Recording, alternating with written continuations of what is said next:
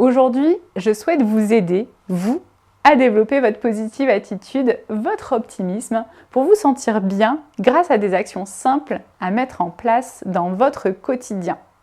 Dans cette formation, le but n'est pas de vous convaincre que vous allez devenir optimiste en croyant au pouvoir miraculeux de la volonté. Vous le deviendrez parce que vous apprendrez à utiliser vos pensées négatives à des fins productives plutôt que de vous laisser submerger par elles. Vous apprendrez à les transformer, les sublimer et ainsi à voir le monde de façon plus réaliste, voire même plus optimiste. Dans cette formation, je vous proposerai d'abord une méthode pour penser la réalité avec plus de lucidité, plus de justesse, afin de vous aider à être plus positif. Nous explorerons ensuite le rôle que jouent vos pensées sur vos émotions et l'impact que celles-ci peuvent avoir dans les opportunités qui s'offrent à vous. Vous apprendrez ensuite à vous libérer des mécanismes de défense pour avoir des comportements plus adéquats face à des émotions douloureuses ou négatives. Enfin, je vous proposerai des méthodes pour mettre en place des solutions constructives face aux difficultés ou aux problèmes que vous rencontrez, ainsi que des moyens simples de cultiver votre bonheur au quotidien. Mais pour l'heure, il s'agit de comprendre que la positive attitude, c'est avant tout un choix, une décision personnelle.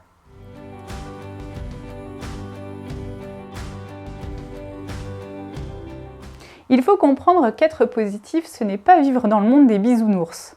Être une personne positive ne veut pas dire qu'on vit dans l'opulence et qu'on ne rencontre aucune difficulté, aucun problème. Les doutes, les questions, les tourments constituent l'essence même de l'être humain et le construisent. Une personne avec un état d'esprit positif a conscience que tout n'est pas rose, que chaque situation comporte des avantages, mais aussi des inconvénients.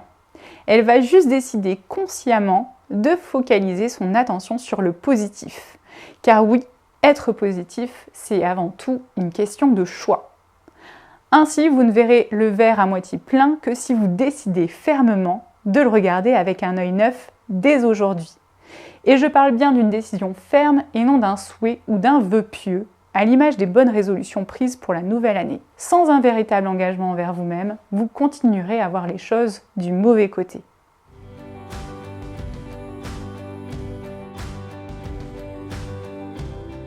Une fois cet engagement pris, la première chose à comprendre est que tout ce qui vous arrive, tous les événements que vous vivez sont neutres. Autrement dit, ce n'est pas le verre qui est optimiste ou pessimiste, mais la façon dont vous le voyez. Soit un verre à moitié plein ou un verre à moitié vide. Rien n'est négatif ou positif en soi, pas plus le verre que n'importe quelle situation que vous traversez. En réalité, c'est votre perception de l'événement qui vous fait le plus souffrir. Ce sont les pensées et les émotions négatives qui en découlent. Ce qui est plutôt une bonne nouvelle, car si vous ne pouvez pas contrôler les événements externes, en revanche, vous pouvez contrôler vos pensées. Ainsi qu'il s'agisse de tomber en panne sur l'autoroute alors qu'on est déjà en retard, ou de ne pas obtenir le poste de nos rêves, nous avons tous la possibilité de contrôler nos pensées et notre façon de voir les choses. Les choix que nous faisons déterminent notre faculté à avancer. Les autres et ou le contexte ont peu de choses à voir là-dedans.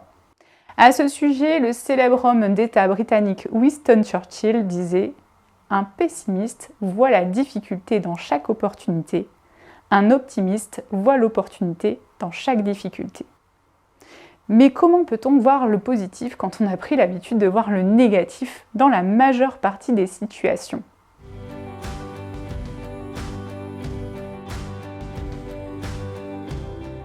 À l'origine de vos émotions négatives comme la peur, la colère, la frustration, la déception et de toutes vos ruminations mentales, il y a une situation, un événement que vous allez intégrer de façon plutôt négative. Aussi, cet événement va générer des pensées et des émotions qui font parfois mal et qui vont conditionner vos comportements, vos actions et par conséquent vos résultats. Ce mécanisme pourrait se schématiser ainsi. Vous faites une interprétation sur le plan cognitif qui découle d'un événement extérieur. Ceci va générer des pensées qui vont agir sur vos émotions, qui vont agir elles-mêmes sur vos actions et qui vont conditionner vos résultats. Ainsi, avec des pensées négatives, il n'est pas certain que vos conduites aillent dans le sens de la résolution de vos difficultés. Pour enrayer le schéma, il faut déjà en avoir conscience et vouloir le changer. Car comme le disait le célèbre physicien Albert Einstein, la folie, c'est de faire toujours la même chose et de s'attendre à un résultat différent.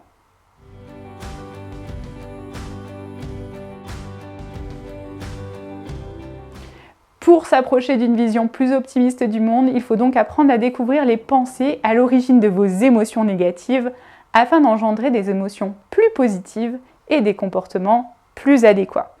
Ici, il s'agit de prendre conscience de vos interprétations de ce que vous dites lorsque vous êtes confronté à un échec, à une difficulté ou à une situation problématique. Imaginons, bien que je ne vous le souhaite pas, que vous ayez un accident de voiture ou de moto. Vous vous êtes enfoncé dans la barrière de sécurité en sortie de virage après avoir glissé sur une flaque d'huile. Il n'y a aucun dommage physique, mais le véhicule n'est plus roulant. Comment voyez-vous la situation ? Quelles attributions causales faites-vous ? Avez-vous tendance à vous dire que c'est vous qui avez fait tomber la moto ou enfoncé la voiture, que c'est de votre faute et que vous êtes nul ? Ou avez-vous tendance à vous dire que la moto ou la voiture a glissé sur une flaque d'huile qui se trouvait dans un virage ? Dans le premier cas, vous rejetez la faute sur vous-même. C'est vous, la personne défaillante. La cause est donc interne. Elle est également stable dans le temps. Vous êtes nul et ça ne va pas changer. Vous étiez nul hier, vous serez encore nul demain. Elle est aussi généralisée. Vous êtes nul tout court dans tous les domaines de votre vie. Cette vision est essentiellement pessimiste et elle ne va aucunement vous donner l'envie de reprendre la moto ou la voiture à nouveau et elle ne va sûrement pas vous aider à aller mieux. Dans le second cas, celui où, rappelez-vous, vous êtes dit que la moto ou la voiture a glissé sur une flaque d'huile qui se trouvait dans un virage, vous donnez une autre explication à l'accident. La cause devient externe, ce n'est plus de votre faute uniquement. Elle est transitoire, ça n'a eu lieu que parce qu'il y avait une flaque d'huile à ce moment-là, et elle est également particulière. Vous n'avez pas pour ambition de rentrer dans toutes les barrières de sécurité à chaque fois que vous prenez votre véhicule, du moins je l'espère. Cette vision-ci est beaucoup plus optimiste.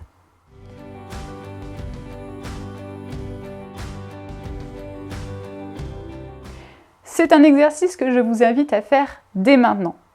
Prenez une situation d'échec que vous vivez actuellement ou vous avez vécu ces derniers jours et prenez conscience des attributions causales que vous faites ou que vous avez faites.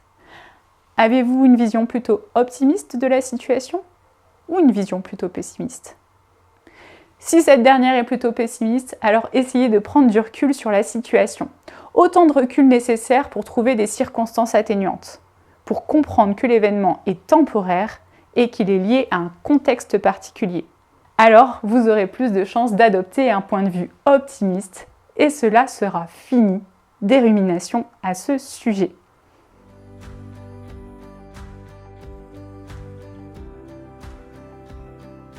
Ce que vous pouvez retenir de ce premier chapitre, c'est qu'à l'origine de vos émotions négatives comme la peur, la colère, la frustration, la déception et de toutes vos ruminations mentales, il y a une situation, un événement qui est totalement neutre à la base, mais que vous allez interpréter de façon plutôt négative.